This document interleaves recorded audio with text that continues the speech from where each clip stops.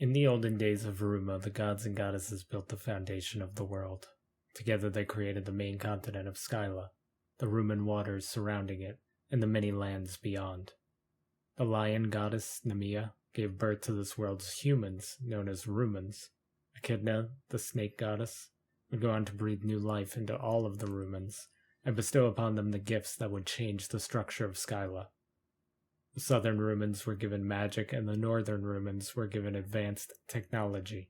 Sero, the crocodile god, mostly helped create Skyla, and Tero, the imp god, mostly created the outer continents and lands. Over time, the south would become the magical land known as Magia, and the north would become the tech-dominant land of Mecca. In order to smooth things over with the people of Mecca, who had felt slighted by the gods and goddesses that they received tech over magic, they were given a leader unlike any other. A simple Rumen woman was turned into a cyborg goddess with the intent to give Mecca an ever-changing, ever-evolving ruler. But they underestimated how much power they had given Sybil, and the end result led to almost all of the gods and goddesses abandoning Skyla altogether. Many believe the snake, the imp, and the lion are still somewhere on the outer lands, showering those Rumens with their blessings. As for Sero, the crocodile remained on Skyla trying to give Magia a fighting chance against the monster they had created in the north. While those Rumens on the outer lands are potentially benefiting most from the gods and goddesses' departure from Skyla, there's another group of people sharing Ruma with the others. This group of people were known as the Mori. The Mori were not gifted technology nor magic, but it didn't mean they were ordinary. They were created by Tero, the imp god, and they were given an entire new world below the Rumen waters. Tero was a master craftsman and much more creative in general compared to the other gods and goddesses. While he could still sculpt entire lands like he did the outer continents, he preferred to make tools and magical items to enhance the way the Mori lived. The first of which he made was the most obvious to these new people he created.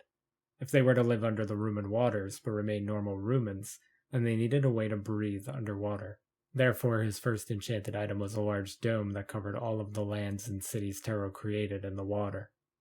These domes made it so Rumens could breathe without worry, but as time went on the imp realized he needed to do more for the Mori. Therefore, he began creating enchanted accessories the Mori people could wear on their person that would further allow them to breathe underwater, even if they needed to leave the safety of the dome. This became more and more relevant as time went on and trade routes with Magia would be established. The imp would not stop there. He continued to make enchanted items, such as vehicles, machines to help with construction of new cities within the domed lands, and even enchanted weapons to help bolster their defenses in the event that Sybil had discovered them, which she would go on to do as history tells. One of Tero's greatest creations early on in the history of these underwater lands was actually something he created alongside the Mori people. After giving them the tools in which to construct their own cities, Tero worked side by side with them to build their first big city. He allowed the Mori people to choose the name, and they decided on Tyre. Tyre acted as the capital of this new underwater world, and to show their appreciation for Tero, they decided that the biggest building within would belong to the imp god. However, Tero turned down the offer, and instead suggested that the Mori people use it as their hub to make major decisions for the rest of their land. That being said, Tero did believe it was a good idea for him to stay in the capital, closest to the Mori making major decisions for the others. So along with the multiple Mori of his choosing, Tero built a gigantic mystical forge within a large building, where he could both live and continue to work on new enchanted items for the Mori. This went on for many years, with the Mori people expanding their land to stretch all over the Rumen waters. Along with Tero's help, their advancements rivaled the technology in Mecca, and their enchanted cities and landscapes paralleled the beautiful magic forests and towns of Magia. Though some creations required replication that only the imp god could provide, Tero had felt as if he had hit a ceiling. There was not much more he could provide the Mori people outside of knowledge and guidance. Those two things were enough for the Mori people, but left Tero feeling as if he lacked a sense of purpose. He did, after all, help create the entire world. There had to be something more he could do with his free time. This obsession to create left him weighing all of his options. He had provided the Mori people with everything he could think of to help facilitate their progress without directly doing the work for them. His relationship with the other gods and goddesses was complicated, so starting over and creating a new people in a new land meant having to interact with the others, and was not appealing to him. He needed a new project, something that could help leave his legacy if Sybil somehow found a way to destroy him. That is when he heard the tale of Altir, a Mori man, and his wife, Lamia. The two had been trying to have children with little success, and rumor had it that they even used the trade routes to Magia to try to find magic that could help them.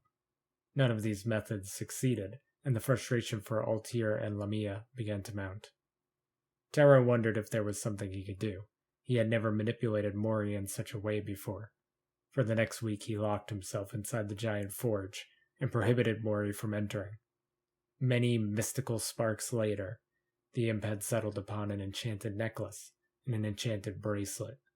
After not seeing the god that protected them for a week or two, the Mori people were even more surprised to see Taro walking the city streets, something the imp had rarely done since the forge was set up. It was there, not by happenstance of course, that Taro found Lamia walking. He acknowledged her woes and provided her with the necklace and the bracelet.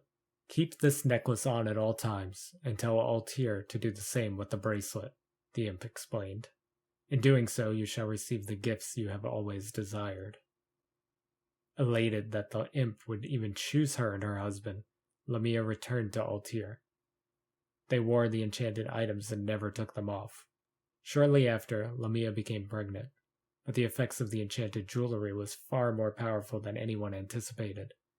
Not only did she have one child, she had quadruplets. Due to the nature of the birth, this left Lamia completely drained, both physically and mentally. Many assumed it was from the childbirth itself, but it appeared that Lamia was furthermore struggling to recover. She soon fell ill, and shortly after, she died. Devastated at the sudden death of his wife, and with 4 new mouths to feed, Altir did not know what to do. Meanwhile, Taro had heard the news and felt responsible.